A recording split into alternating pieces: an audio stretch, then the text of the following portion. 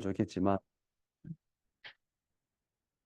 예, 오늘은 전체적으로 이 로마서 9장에 대한 부분들을 함께 같이 포럼을 나누겠습니다. 제목이 뭡니까? 예, 토기장이 되신 하나님. 우리가 지난주에 로마서 8장까지 했죠? 그래서 로마서 8장이 클라이막스거든요.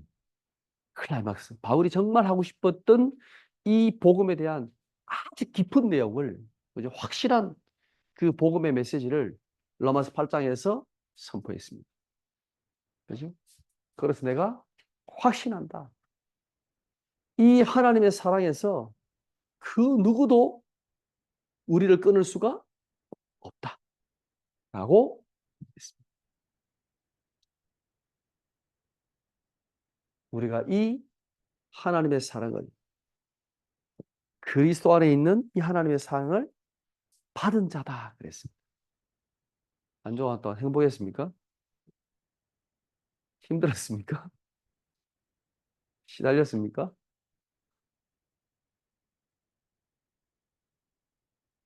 어, 저는 정말 행복한 한 주간을 보냈습니다. 대전에서 랩런트들이 함께 모였는데요. 할 때마다 참 새로운 사람들이에요. 얼굴을 아는 사람도 있지만 많은 랩런트들이 새로 보는 랩런트들이에요. 근데 여름에 훈련이 참 많잖아요. WRC 또 WRC 리더 또 있고 또 요번 주에는 또 우리 대경지부 수련회도 있고 얼마나 많습니까? 많은 수련회가 있는데 왜 대학 리더 훈련에 왔을까? 대학 리더 훈련에는 목사님들이 막 사역자들이 차를 태워서 오는 게 아니에요. 타고 온 사람도 있지만 많은 아이들은 혼자서 버스 타고 전국에서 와요. 뭐 때문에 왔을까요?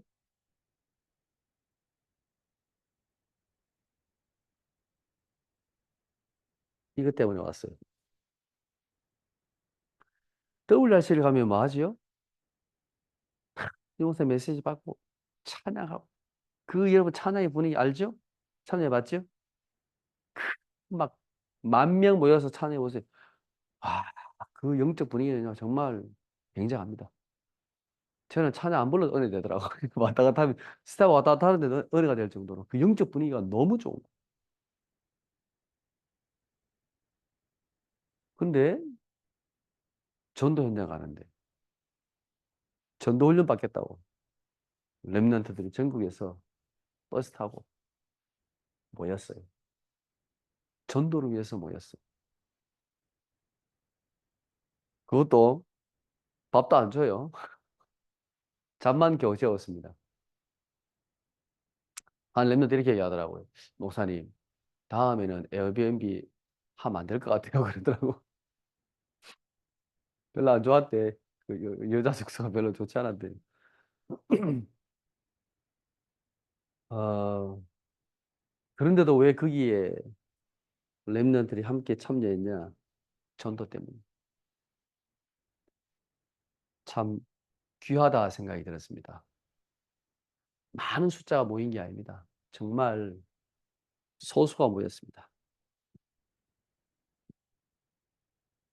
처음에 딱 모임을 하는데 분위기가 이제 저도 이제 개강의 첫 메시지 리더 올리 메시지를 했거든요. 딱 메시지를 해보면 영적 분위기 느껴지거든요. 그렇게 뜨거운 분위기는 아니었어요. 근데 다른 목사님 메시지 다 내려오시더니 하시는 얘기가 오늘 새신자들이 모인 것 같다면서 분위기가 이런 느낌. 근데 새로운 사람들이 많으니까 저도 약간 느꼈거든요. 근데 이 랩런터들이 현장을 갔거든요. 그 현장에 이번에는 그 중직자들이나 사역자들 함께 따라가서 이렇게 함께 좀 가이드 했는데 노숙자 현장도 가고요. 그 다음에 무당 현장도 들어가고 또 어디입니까? 아, 대학도 들어가고. 세운대였나? 홍대 더 있는 것 같은데. 어쨌든 간에. 예? 아, 미용실. 아, 지금 직외 현장. 맞아, 근데도 갔고. 그러니까 조금 사역하고 있는 현장들을 조금 볼 수 있도록 보냈거든요. 노숙자 현장 가서 막 그 노숙자들 만나서 막 대부분 다 싫어하지만 태자 맞지만 그래도 그들에 가서 복음도 전해주고 막 도와주고 그 현장을 보면서 랩런트들의 그 고백들.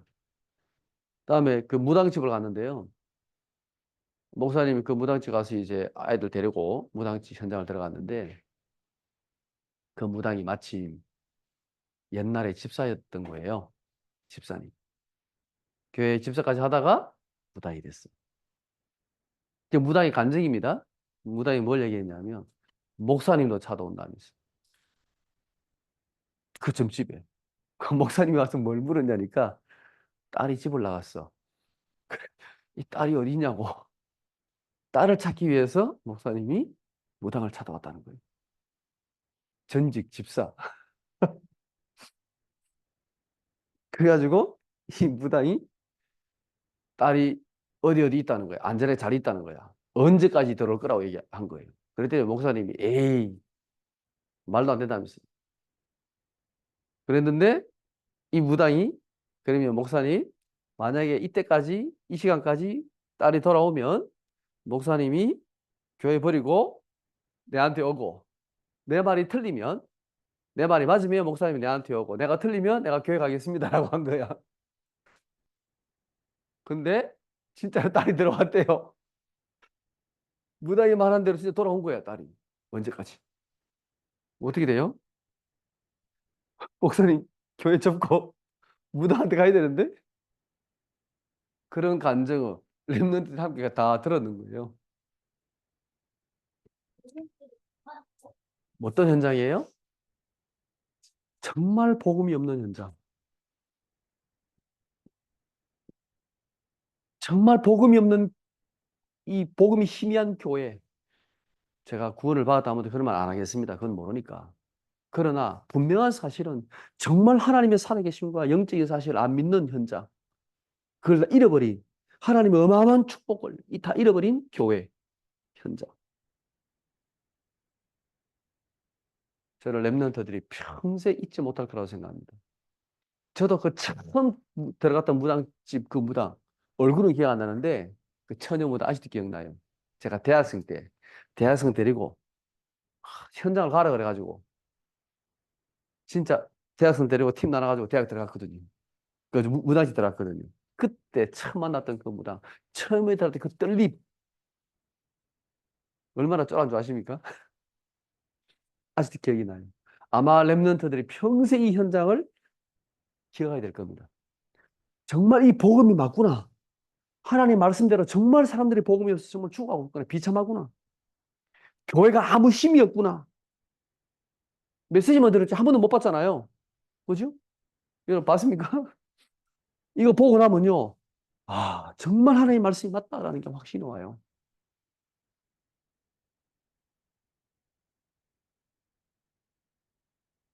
그리고 둘째 날 저녁에 우리가 함께 전도자의 기도 시간이 있었거든요.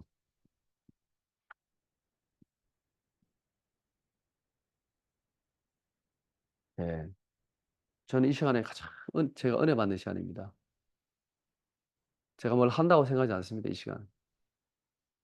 1시간 정도 찬양하고 기도하는데 처음에 원래 제목을 찬양과 기도라고 했는데요.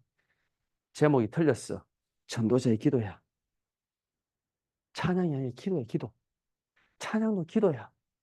이 시간에는 정말 이 그리스도 은혜를 붙잡은 전도자들이 렘넌트들이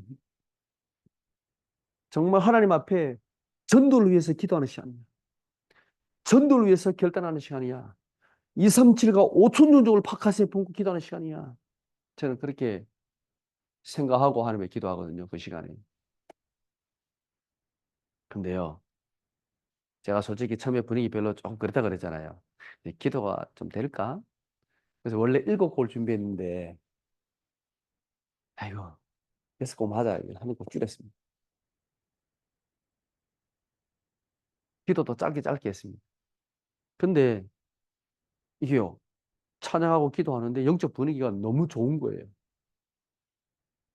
아이들이 눈빛을 보면 알잖아요. 앞에서 다 보이거든요. 어떤 애들은 막 울면서 기도하고 찬양하고 좋을 줄 알았는데 한 명도 저런 애가 없고 너무 뜨겁게 기도하는 거야. 너무 은혜가 되는 거예요. 제가 그 차대 인도를 하는데 아 너무 감사하다. 너무 귀하다. 하나님께서 이 렘넌트 전도자들의 기도를 하나님이 반드시 응답하실 것이다. 기도 제목이 뭔지 알아요? 정말 현장에 죽어가는 저 영혼을 위해서. 우리 가정과 우리 가문과 그다음에 내가 있는 현장. 이 복음을 듣지 못한 불신자를 위해서. 그리고 오촌 종족과 237 나라 현장을 위해서. 또 우리 라오스를 위해서 함께 기도했거든요. 참 너무 감사한 시간이었습니다. 근데 누가 제 은혜 받은 줄 알아요? 목사님들 많이 참여하지 않는데 그 기도에 참석하는 목사님들이 제일 은혜 받아요. 렘넌트와 함께 이 전도를 위해서 기도할 수 있다는 게 얼마나 큰 축복입니까? 얼마나 감사한 일입니까? 사실 제가 은혜 제일 많이 받습니다. 제가. 이거 하고 나면 너무 성령 충만해가지고 진짜 잠이 잘 안 와요. 피곤한 게 하나도 없어요. 너무 성령 충만했어요. 이 하나님의 우리가 사랑을 받은 자들입니다. 우리가 어떻게 이 전도를 위해서 우리가 살겠다. 전도를 위해서 우리가 기도하고 237과 5천 종족을 위해서 이렇게 눈물 흘리며 기도할 수 있겠습니까? 이게 하나님의 은혜가 아니고는 불가능한 거지요. 하나님의 은혜지요, 은혜. 내가 이 속에 있다는 것 자체가 하나님의 은혜지요. 정말 감사합니다. 자, 이 로마서 이제 9장에 오늘 바울의 심정을 알 수 있습니다.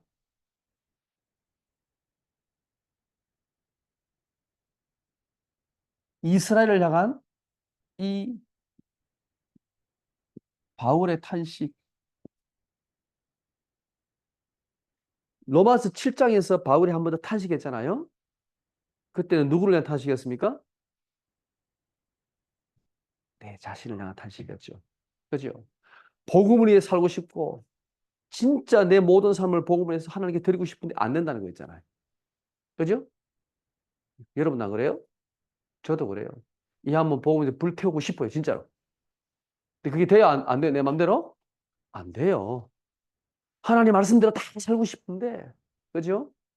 새벽에 일어나가지고 한 2시간 기도하고 막 계속 성령 충만한 호흡 기도하고 막 하고 싶은데 안 되잖아요. 내 마음대로. 되면 얼마나 좋겠어. 그죠?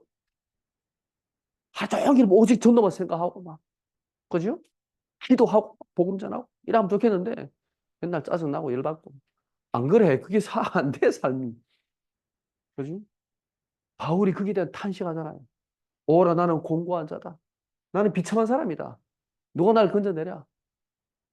탄식했는데 오늘 로마서 9장에 바울이 한번 탄식이 또 나옵니다. 이건 누구를 위한 탄식이에요? 이스라엘. 맞아요. 이 탄식은 자신을 위한 탄식이 아니라 이스라엘을 위한 탄식이에요.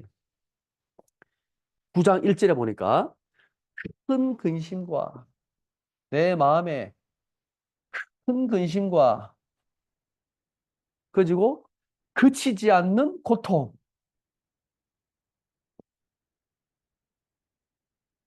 그치지 않는 고통이라고 했습니다.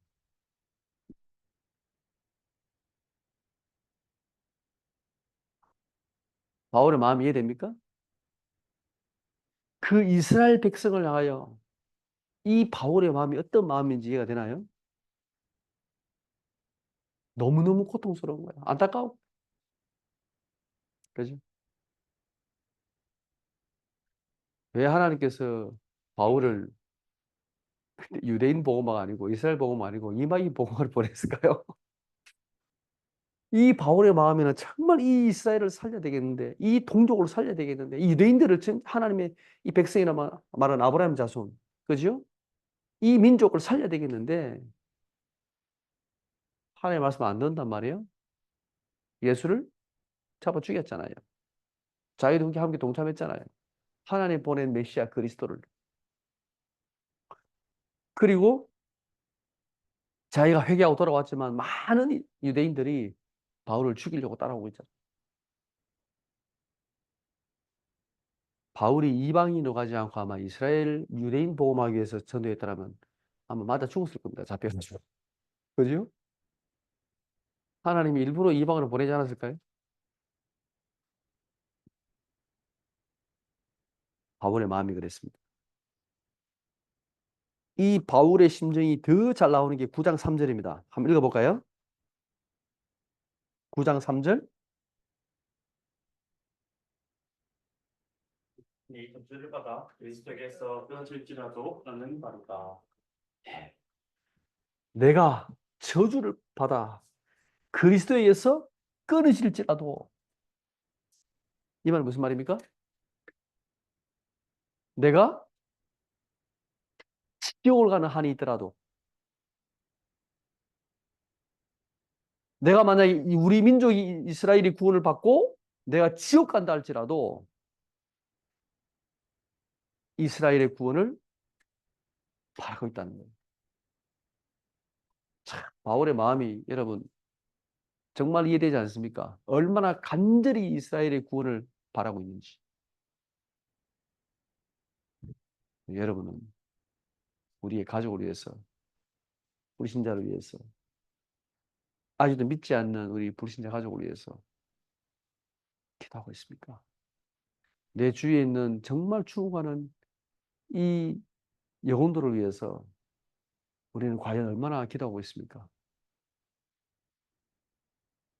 이게 바울이에요. 정말 말할 수 없는 탄식이었습니다.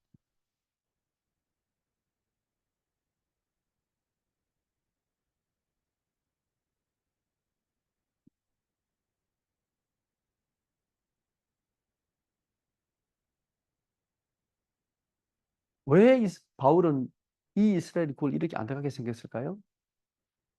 여기 보면 하나님께서 이스라엘을 어떻게 축복하셨는가, 양자 삼으셨고 영광과 언약들을 주셨고 율법과 예배와 약속들을 주셨고, 이 믿음의 조상들, 그죠? 그 조상들도 다 유대인들이고 심지어 그리스도도 누굽니까? 유대인이잖아요. 이 이스라엘이 얼마나 하나님의 큰 사랑을 받은 자입니까? 그죠? 하나님 얼마나 큰 축복을 받은 자들입니까? 그런데 그것을 다 놓쳐버렸어. 너무 안타까운 거죠. 그래서 바울이 이스라엘을 보면서 탄식을 하고 있는 겁니다.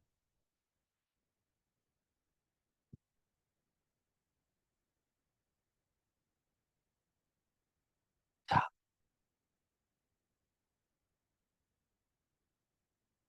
그러나 하나님은 이스라엘을 선택하셨다. 여전히 하나님은 이스라엘을 사랑하신다. 6절에 보면요, 이 이스라엘의 불신앙으로 말미암아 하나님의 언약이 폐하여진 것이 아니다 그랬습니다. 이 하나님의 언약은 여전히 유효하다라고 말하고 있습니다. 그지? 하나님께서 아브라함과 세우신 그 언약은 여전히 유효하다 그랬습니다. 대신에 아브라함의 육신의 자녀가 아니라 뭐라고 말했습니까? 육신의 자녀가 아니라 약속 자녀.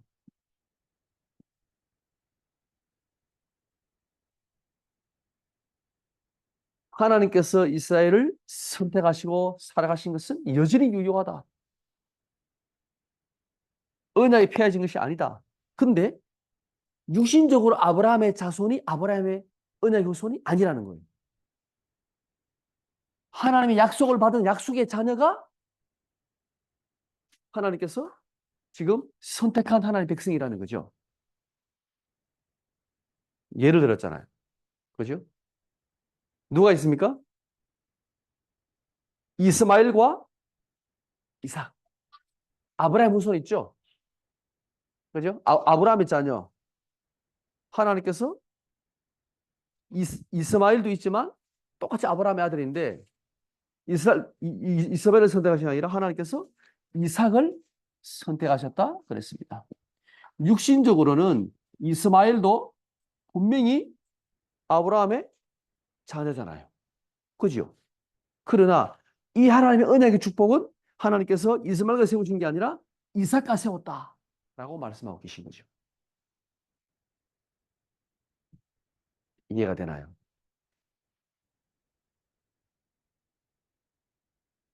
그래서 아브라함의 씨가 아브라함의 자손이라고 다 언약을 구원받는 것은 아니다라는 겁니다.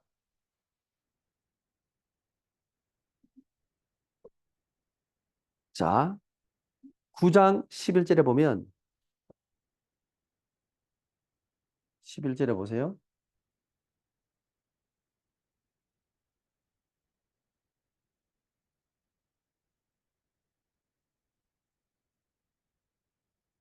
그 자식들이 아직 나지도 아니하고 무슨 선이나 악을 행하지도 아니한 때에 택하심을 따라 되는 하나님의 뜻이 행위로 말미암지 않고 오직 부르심으로 말미암아 서게 하려 하사 그랬죠.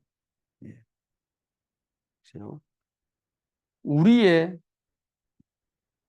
행위가 아니라 하나님의 뜻을 따라 된 것이다 라고 말하고 있습니다. 이 하나님의 구원은 우리의 행위로 말미암은 것이 아니라 하나님의 뜻으로 말미암은 것이다 그랬습니다.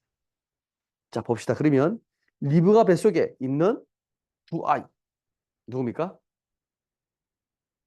야곱과 에서. 에서와 야곱.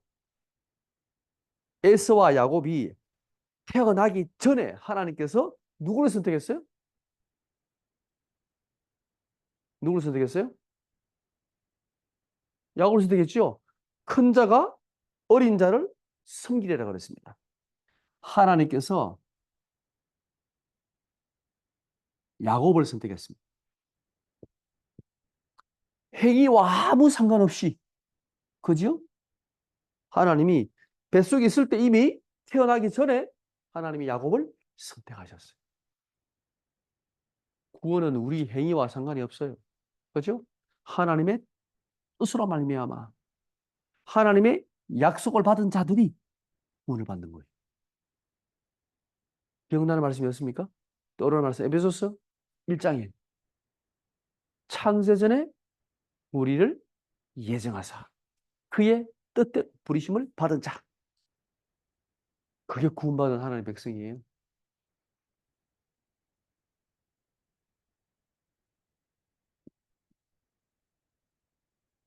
이 말은 이 구원은 하나님의 주권입니다.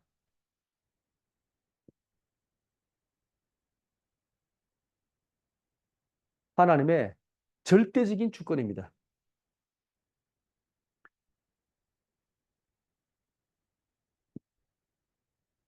9장 18절 읽어보겠습니다. 18절 읽어봅시다. 18절 시작. 번째, 하나님께서 하고자 하시는 자를 공의되게 여기시고 하고자 하시는 자를 완악하게 하시느니라.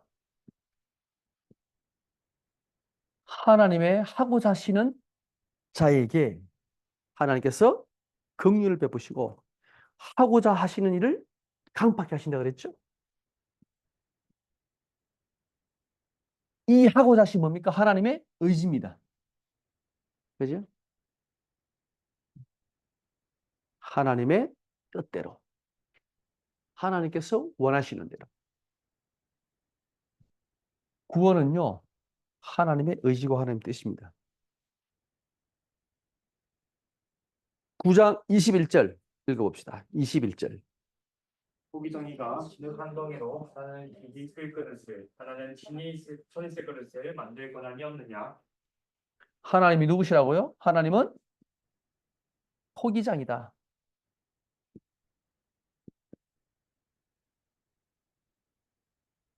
하나님께서 원하시는 대로 이 진흙을 가지고 토기를 만들 천한 그릇, 귀한 그릇, 이 만드는 것은 하나님 뜻이다. 이 얘기를 왜 하고 있는지 아세요?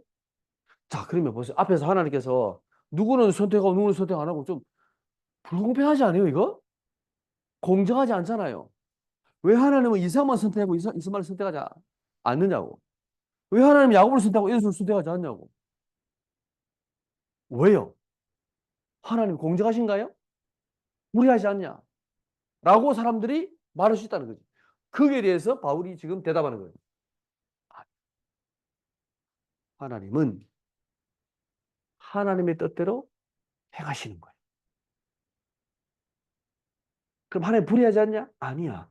하나님은 그렇게 할 수 있는 충분한 자격을 가지고 계신 분이에요. 왜? 그분은 토기장이니까. 그분은 창조자니까. 토기장이가 흙을 만드는데, 흙으로 그릇을 만드는데, 천한 그릇, 귀한 그릇, 토기의 마음이지.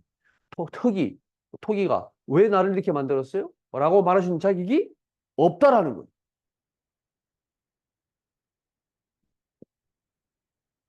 하나님은 그래서 토기장이다라고 말하고 있는 겁니다. 이 말이 아니면은요, 구원은 전적으로 누구 손에 있다? 하나님의 손에 있다는 거예요. 하나님의 절대적인 주권에 속해 있다는 거예요. 그 누구도 말할 수 없다는 거예요. 그러면 이스마엘과 에서는 구원을 못 받았나요? 받았을까요? 못 받았을까요?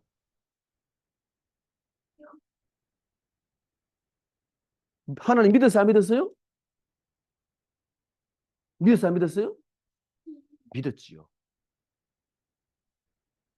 믿었지요.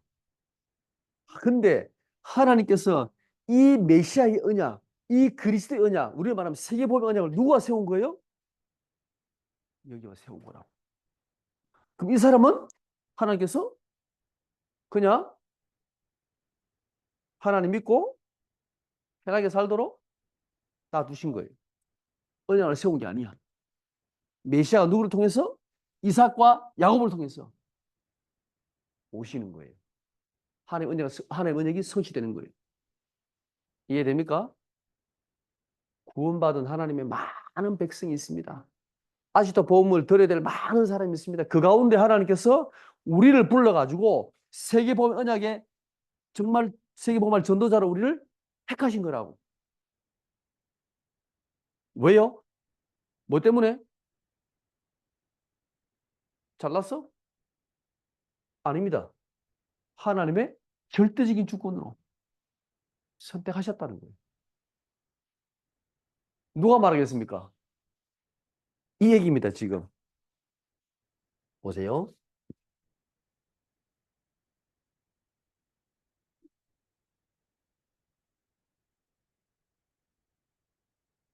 하나님께서 선택한 그릇입니다.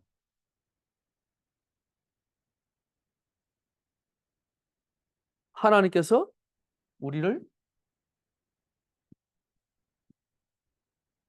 긍휼의 그릇으로 우리를 택하셨다.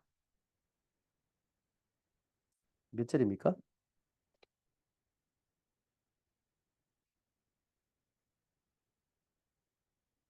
23절. 예, 이 그릇은 우린이 그랬죠? 예, 보세요. 23절에 보니까 하나님께서 이 긍휼의 그릇으로 귀한 그릇으로 그죠?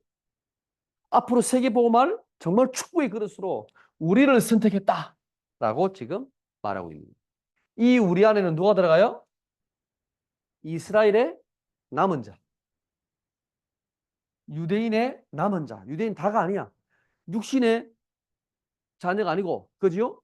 약속의 자녀. 하나님께서 약속하신 언약을 그리스도인을 붙잡은 남은 유대인들 있죠.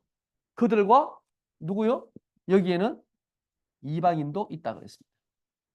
이방인. 많은 이방인. 그게 우리입니다, 우리. 하나님께서 이 그릇을 긍휼의 그릇으로 우리를 하나님이 선택하셨다는 겁니다.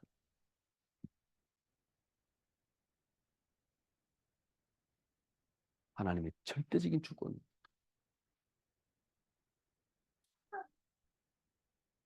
자, 오늘 내용이 조금 복잡하게 보이는데요.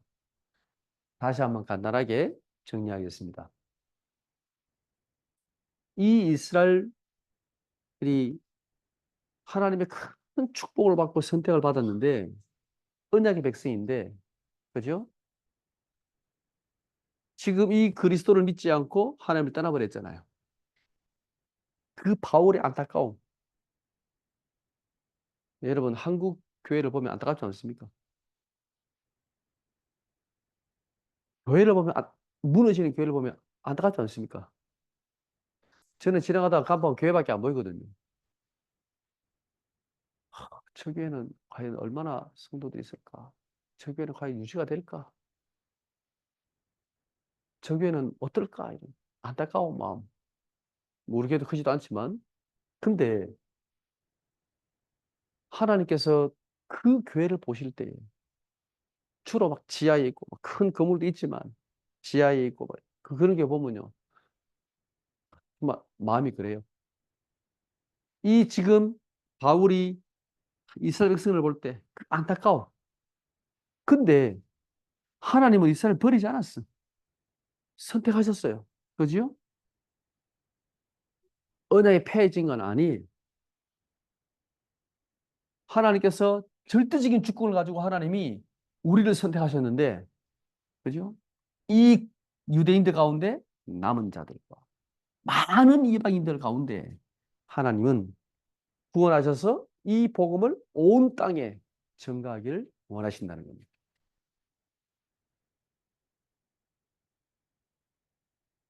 자, 결론적으로 하나님은 포기장이다 그랬죠. 성경 구절을 우리가 두 군데만 한번 찾아보겠습니다. 이사야 64장 8절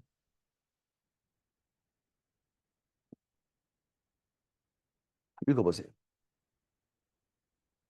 이사야 64장 8절.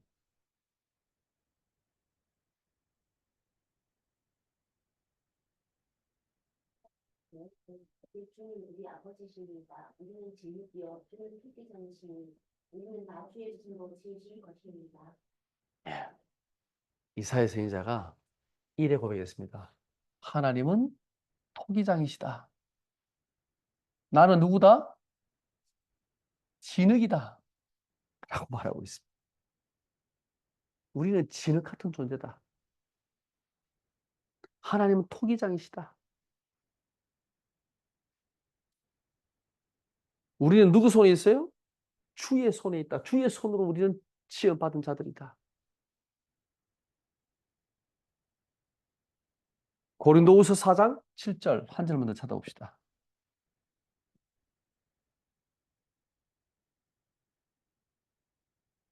고린도후서 4장 7절. 이는 심히 긍휼히 여긴 하나님께 있고 우리에게 있지 않음을 알게 하려 합니다. 예, 우리는 누구라고요? 질그릇이라고 그랬죠. 여기에서 이 질그릇은 누구를 말할까요? 우리는 누구를 말할까요? 우리 믿는 자들이잖아요. 구원받은 하나님 백성을 얘기하는 거잖아요. 그죠? 이 바울이 지금 고린도 교회에 보낸 편지인데 우리는 질그릇 같은 존재야. 아무 보잘것없는 존재야. 그릇 가운데도 아주 금그릇, 은그릇 있는데 우리는 질그릇이야. 라고 말하고 있습니다. 근데 왜 우리가 귀한 그릇입니까? 아까 어디죠? 긍휼의 그릇. 이게 바로 귀한 그릇이거든. 천한 그릇이 아니고. 왜 귀한 그릇입니까? 이 질그릇 안에 하나님이 보배를 주셨거든. 보배를 담아 넣으셨거든. 그래서 이 질그릇의 가치가 달라지는 거예요. 우리의 그릇이 하나님이 귀하게 빚어가지고 귀한 그릇이 아니라 우리의 존재는 세상에서 볼 때 질그릇 같은 존재인데 하나님이 이 질그릇 같은 우리 속에 그리스도의 보배를 담았어. 그래서 우리는 귀한 그릇이. 하나님이 부사보고 새로 만들면 좋겠는데 질그릇을 그대로 쓰시네. 그래서 힘들어요. 탁 부사보고 새로 만들면 얼마나 좋겠어요. 그죠? 깨보고 다시 만들면 좋겠는데 하나님 이 질그릇을 그냥 사용하시는 거예요. 네, 저 구석에 화장실 처방으로 쓰는 게 아니고 아주 귀한 것으로 그릇으로 갖다 놓고 지금 쓰고 계신 거예요. 어디에다가? 가장 좋은 중요한 자리에 갖다 놓고 지금 쓰고 계신 거예요. 그 질그릇을. 그게 뭘 담았어요? 쓰레기통이 되잖아요. 쓰레기를 담는 게 아니고 뭘 담았어요? 보배를 담았다. 이해되시나요?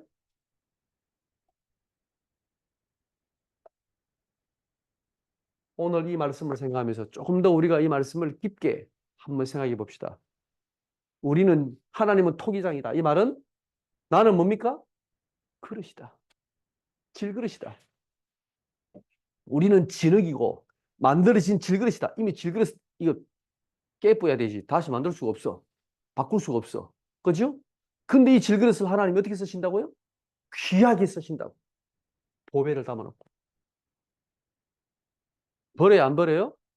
버리면 안 되죠, 이거는. 안 그래요? 절대 못 버리죠. 가장 귀한 보배를 담아놨거든요. 여러분이 한 주간 동안에 이 축복을 누리시면 좋겠습니다. 하나님께서 우리를 원래 만드실 때 호기장이 처음에 이 그릇을 빚을 때 완벽하게 빚으신 게 맞아요. 그 고백이 오늘 이 찬양이에요.